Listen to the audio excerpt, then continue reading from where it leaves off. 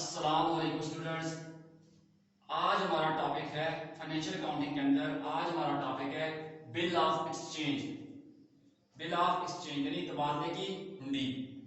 तो आपने ये देखा होगा कि बिजनेसेस जो होती हैं, कारोबार जो होती हैं, वो उधार पे ज्यादा चीजें बेचते हैं। मकसद इसका ये होता है कि कस्टमर को इंड्यूस करना होता है कि आपका जो बायर है वो आपकी तरफ ज्यादा मुतवज्जे हो। जब बंदा उधार देता है तो उधार लेने वाले भी बहुत ज्यादा आ जाते हैं। तो उधार जब देते हैं और सेलर क्या करता है कि इनवॉइस कार्ड कर देता है, और उधार की जो रसीद काटी जाती है उसे इनवॉइस कहते हैं, इनवॉइस कार्ड कर देता है। कल कला अगर बायर मुकर जाए यानी बायर पैसे देने से इनकार कर दे तो सेलर के लिए उससे पैसे देना एक पेचीदा मसला बन जाता है, एक मुश्किल मसला बन जाता है। वो कोर्ट के अंदर जो है मुकदमा तो करता है मगर उसको साबित करने में बड़ा टाइम लग जाता है। तो उसके लिए इस चीज को आसान बनाने के लिए कि आपका जो डेटर है आपको वक्त पे पैसे दे और पाबंद हो, ठीक है। अगर वो पैसे ना दे तो उसके खिलाफ कानूनी कार्रवाई की जा सके। हमारे पास एक इंस्ट्रूमेंट है, उसे कहते हैं बिल ऑफ एक्सचेंज। जब भी कभी आप सेलिंग करें, सेल करें तो बिल ऑफ एक्सचेंज के जरिए करें। तो पहले आप देखते हैं कि बिल ऑफ एक्सचेंज हमारे पास है क्या, इसकी डेफिनेशन देखते हैं, फिर इसको एक्सप्लेन करते हैं। तो bill of exchange N unconditional order in writing addressed by one person to another, signed by a person giving it, requiring the person to whom it is addressed to pay on demand or at a fixed or determinable future time a sum certain in money to or to the order of a specified person or to the bearer। थोड़ी मुश्किल होगी ये बात। अब देखिए, कहता है an unconditional order in writing addressed by one person to another। ये आगे समझे सबसे पहले कि मिस्टर जमील एंड ब्रदर 60,000 रुपए की चीजें मिस्टर अली एंड ब्रदर्स को उधार पे बेच रहे हैं। यहां से आपको बात ज्यादा समझ आएगी। जमील एंड ब्रदर्स या जमील एंड कंपनी या कॉर्पोरेशन अली एंड ब्रदर्स को 60,000 की चीजें उधार पे बेच रहे हैं। तो अब कहता है कि अनकंडीशनल ऑर्डर है इन राइटिंग, ये ऑर्डर दिया जा रहा है उसको राइटिंग में। ये देखें बिल ऑफ एक्सचेंज की शक्ल बनाई हुई है हमने, ठीक है, स्पेसिमन या नमूना सामने बनाया हुआ है उसका। तो अनकंडीशनल ऑर्डर होगा, ये इसमें कोई शर्त नहीं रखी गई। एड्रेस्ड बाय वन पर्सन, जिसमें जमील एंड ब्रदर्स बात कर रहे हैं किसको, दूसरे शख्स अली एंड ब्रदर से, sign by a person giving it, और जमील एंड ब्रदर यहाँ पे साइन करेंगे, अपने यहाँ पे साइन करेंगे, यहाँ पे स्टैम्प लगाएंगे, ठीक है। Requiring the person to whom it is addressed, जिस शख्स को ये लिखा जा रहा है उसे कहते हैं, क्या कहते हैं, टू पे, पे करो, सर्टन इन मनी, टू पे ना, टू पे ऑन डिमांड, पे करो डिमांड पे। जब हम तुम्हें कहें कि पैसे दे दो तो दे देना, या एट अ फिक्स्ड और डिटरमिनेबल फ्यूचर टाइम, कोई खास वक्त यानी जो उन्होंने रखा हुआ होगा उस वक्त पे करो, या फ्यूचर में जो टाइम हमने आपको बताया है उसमें पे करो। यहां पे लिखा हुआ है 60 डेज आफ्टर डेट पे टू जमील एंड ब्रदर्स। तो डिटरमिनेबल टाइम है 60 डेज, 60 दिनों के बाद आप क्या करो, पे करो। आप कब बेच रही हैं, 1 जुलाई को बेच रही हैं, तो 60 दिन इनके 29 अगस्त को 60 दिन पूरे हो जाएंगे। तो ये एक डिटरमिनेबल टाइम है जिसे हम आसानी से मालूम कर सकते हैं। तो क्या करो जी, डिटरमिनेबल फ्यूचर टाइम अ सम सर्टन, एक खास रकम, ठीक है, इन मनी, जिसे हम मनी में माप सकें, जिसे हम जान सकें, देख सकें, तो 60,000 में, टू किसको, or to the order of a specified person. Specified person यहाँ पे कौन है, यहाँ पे जमील एंड ब्रदर्स है, जमील एंड कंपनी है, ठीक है। या तो जमील एंड ब्रदर्स को दो या उसके ऑर्डर पर, to the order of a specified person, या उसके ऑर्डर पर दो। यानी जिस फर्स्ट कहते हैं ना जमील एंड ब्रदर्स, ये वाला जमील एंड ब्रदर्स से करते हैं कि ये वाला कागज उठाकर वो उसको भी दे सकते हैं, किसी और बंदे को भी दे सकते हैं। अभी मजीद एक्सप्लेनेशन रहती है तब आपको बात समझ आएगी। फिर देखें आर टू द बियर, या उस शख्स को पैसे दो जिसके पास ये वाला बिल ऑफ एक्सचेंज उठाया हुआ हो। तो कहने का मकसद ये है कि बिल ऑफ एक्सचेंज में ये होता है कि आपके पास जो सेलर होता है वो ऐसा अनकंडीशनल ऑर्डर लिखता है। किसको लिखता है? बायर को लिखता है कि भाई तुम ये रकम मुझे पे करो, मुझे पे करना, फ्यूचर में इस वक्त मुझे पे करना, या उस शख्स को पे करना जिसका मैं तुम्हें कहूंगा, ठीक है, या उस शख्स को पे करना जिसका मैं तुम्हें कहूंगा, या उस शख्स को पे करना जिसके पास ये वाला कागज उठाया हुआ हो, ये जो कागज तुम्हारे पास लेकर आए उसको पे कर देना। अब होता क्या है कि बिल ऑफ एक्सचेंज के अंदर अनकंडीशनल ऑर्डर होता है, शर्त नहीं रखी होती। अब मिसाल के तौर पे अगर जमीन एंड ब्रदर्स, जमीन and company, Ali and company को ये कहते हैं कि जब तुम्हारी गाड़ी बिक गई तो तुम दे देना। अब क्या करे, अली एंड ब्रदर अपनी गाड़ी बेचे ही ना, ठीक है, या ये कहे कि जमीन एंड ब्रदर्स ये कहें कि जब तुम्हारे बेटे की शादी हो गई तो तुम हमें पैसे दे देना। अब वो अपने बेटे की शादी ना करे तो शर्त नहीं रखनी इसमें, ठीक है, अनकंडीशनल होगा, शर्त नहीं होगी। और फिर ये होगा कि एक खास शख्स को इसमें मुखातब किया हुआ है, ठीक है। फिर दूसरी बात ये है इसके अंदर कि अमाउंट जो है हमारे पास एक खास अमाउंट हो जो हमें साफ नजर आ रही हो, टाइम डिटरमिनेबल हो, फ्यूचर टाइम हमें पता हो कि कौन सा टाइम है, किस वक्त पैसे देने हैं, कितने दिनों के बाद देने हैं, ठीक है। फिर ये है कि जिस शख्स के पास ये वाला कागज उठाया हुआ हो, ये लिखता है उसको पैसे दो, ठीक है, या जिस शख्स का हम तुम्हें कहें उसको दो। बीयर वो होता है जिसके पास ये उठाया हुआ होता है। आगे स्पेसिफाइड पर्सन, तो इधर जमीन एंड ब्रदर्स है, जमीन एंड कंपनी है, तो ये आगे क्या कर सकते हैं, or to the order of specified person, ठीक है, यानी जमीन एंड ब्रदर जिस शख्स को कहेंगे उसे दे दो, या उसे दो जिसके पास ये वाला कागज उठाया हुआ हो। होता इस तरह से है, जब सेलर कोई चीज बेचता है तो ऐसा बिल ऑफ एक्सचेंज लिखकर क्या करता है, बायर को भेजता है। बायर उसको एक्सेप्ट करके, क्योंकि उसने चीजें खरीदी हुई होती हैं, वो एक्सेप्ट करके दोबारा उस सेलर को भेज देता है, सेलर उसे अपने पास रख लेता है। अगर इस दौरान सेलर को पैसों की जरूरत पड़ जाती है तो वो इसे डिस्काउंट हाउसेस से डिस्काउंट भी करा सकता है। फर्ज करें छोटे डिस्काउंट हाउस को, फर्ज करते हैं वो बैंक के पास जाता है, कब चीजें कब बेची हैं, 1 जुलाई 2018 को बेची हैं, ठीक है। इसने जमीन एंड ब्रदर्स ने ये वाला कागज लेकर अली एंड ब्रदर्स को भेजा, अली एंड ब्रदर्स ने साइन करके वापस भेज दिया जमीन एंड ब्रदर को, इनके पास वापस आ गया, ठीक है, वापस आया। अब 2 जुलाई को या 3 जुलाई को जमीन एंड कंपनी को पैसों की जरूरत पड़ रही है, तो जमीन एंड कंपनी इनसे तो ले नहीं सकते अली एंड ब्रदर्स से, इनसे तो वो लेंगे 29 अगस्त को लेंगे, ठीक है, यानी 60 दिनों के बाद लेंगे।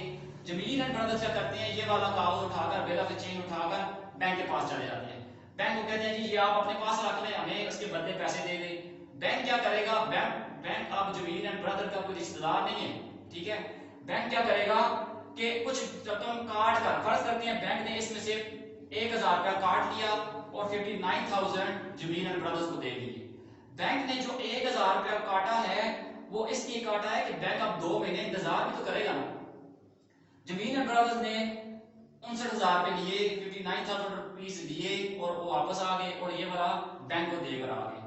अब जमीन एंड ब्रदर्स असल में अली एंड ब्रदर्स को ये कह रहे हैं रिटर्न में कि आप इस शख्स को पैसे दे देना जो आपके पास ये बिल लेकर आए। अब बैंक क्या करेगा, 29 अगस्त को बैंक ये वाला कागज लेकर किनके पास जाएगा, अली एंड ब्रदर्स के पास लेकर जाएगा और अली एंड ब्रदर्स ने पेमेंट उसको कर दी, ठीक है। या जमीन एंड ब्रदर्स क्या करते हैं कि जब 2 महीने खत्म हो गए तो किसी भी शख्स को देकर भेज देते हैं, तो वो शख्स जो होगा वो बीयर होगा जिसके पास ये कागज उठाया हुआ होगा। तो बिल ऑफ एक्सचेंज अब ड्यू डेट पर अली एंड ब्रदर्स पेमेंट करेंगे, अगर नहीं करेंगे तो फिर उनके खिलाफ कानूनी कार्रवाई की जा सकती है, क्योंकि इसके ऊपर, इस कागज के ऊपर अली एंड ब्रदर्स का साइन मौजूद होगा। चीजें जब बेची थी, सेल की थी, तो उस वक्त जिस बंदे ने ये कागज लिखा था उन्हें कहते हैं जमीन एंड कंपनी, यहाँ पे है उसे कहते हैं ड्रार, DRAWER, ड्रार। जिस शख्स के ऊपर ये कागज, यानी जो शख्स बायर था, जो कंपनी बायर थी, उसे कहते हैं ड्राई, DRAWER, ड्राई, ठीक है। अब जिस बंदे को ये पेमेंट करेंगे उसे कहते हैं पे, अब अमूमन ऐसे ही होता है कि ड्रार ही पे ही होता है, जो बंदा चीजें बेच रहा होता है वो ही पैसे लेने के लिए जाता है। अब अगर बैंक पैसे लेने के लिए जा रहा है, क्योंकि इन्होंने जमील एंड ब्रदर्स ने बैंक से इसको बिल ऑफ एक्सचेंज को डिस्काउंट करवा दिया था, तो अब इस सूरत में बैंक जाएगा किसके पास, अली एंड ब्रदर्स के पास, तो बैंक पे ही हो जाएगा।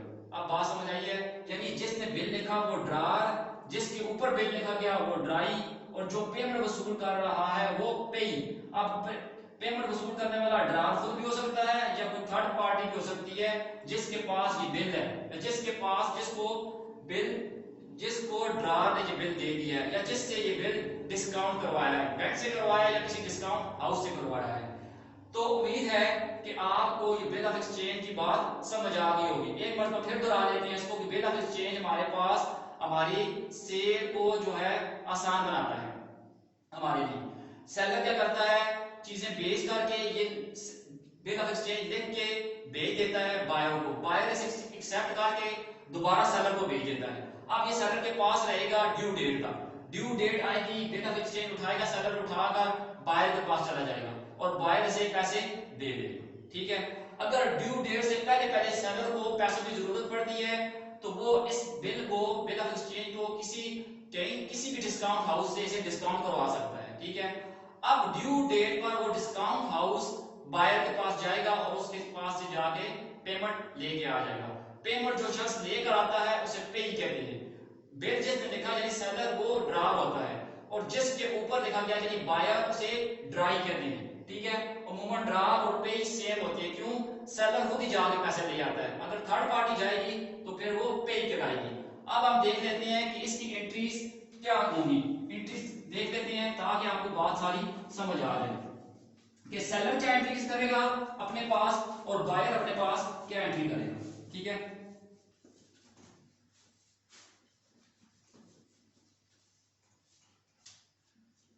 सेलर अपने पास यानी यहां पे जमील एंड कंपनी, और यहां पे बायर क्या था, अली एंड ब्रदर्स क्या एंट्री करेगा। ये बायर है, ये सेलर है। सेलर अपने पास एंट्री करेगा जुलाई 1 थी, जुलाई 1 में थी, क्या एंट्री करेगा अपने पास, कितने की चीजें बेची थी उसने, 60,000 की, तो वो कहेगा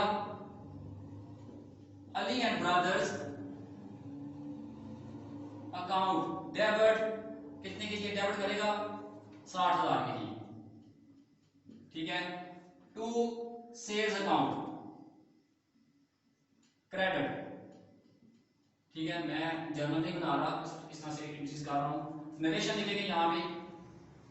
अली एंड ब्रदर्स का कहेगा परचेजेस अकाउंट डेबिट 60,000 के लिए, to Jamil and brothers credit या Jamil and company corporation credit.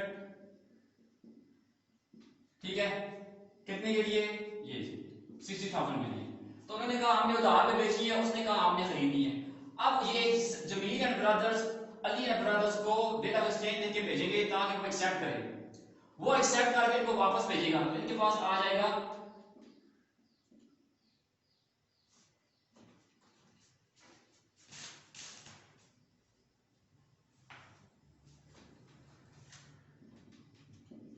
Bill receivable account 60,000। अब ये अली एंड ब्रदर्स को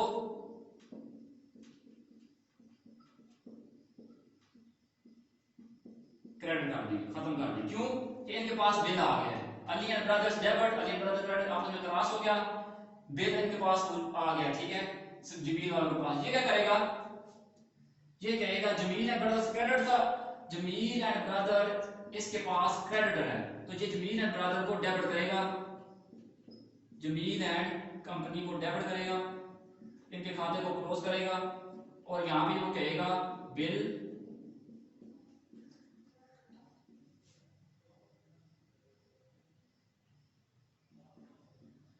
पेएबल अकाउंट।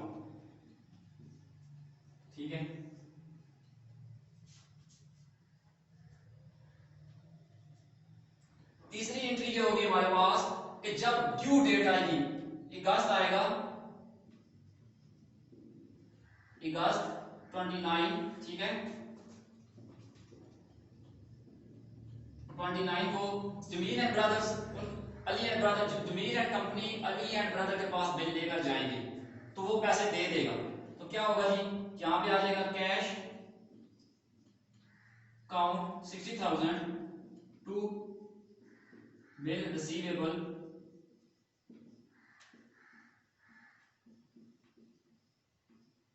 नरेशन में नहीं लिख रहा, ठीक है, वो बाद में एक और इसके ऊपर क्लास लेंगे तो उसमें बताएंगे। ये क्या करेगा, यहाँ पे बिल पेबल की लायबिलिटी थी उसको खत्म करेगा,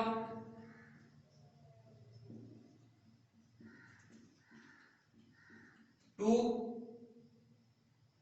बिल पेबल टू कैश इसने दिए,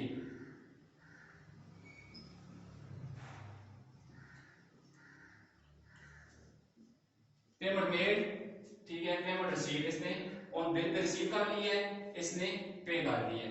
तो उम्मीद है कि आपको ये आज का टॉपिक बिल ऑफ एक्सचेंज समझ आ गया होगा। आगे एक मरतबा बुक से पढ़ेंगे तो आपको मजीद अच्छी तरह से जहन नशीं हो जाएगा। Thank you.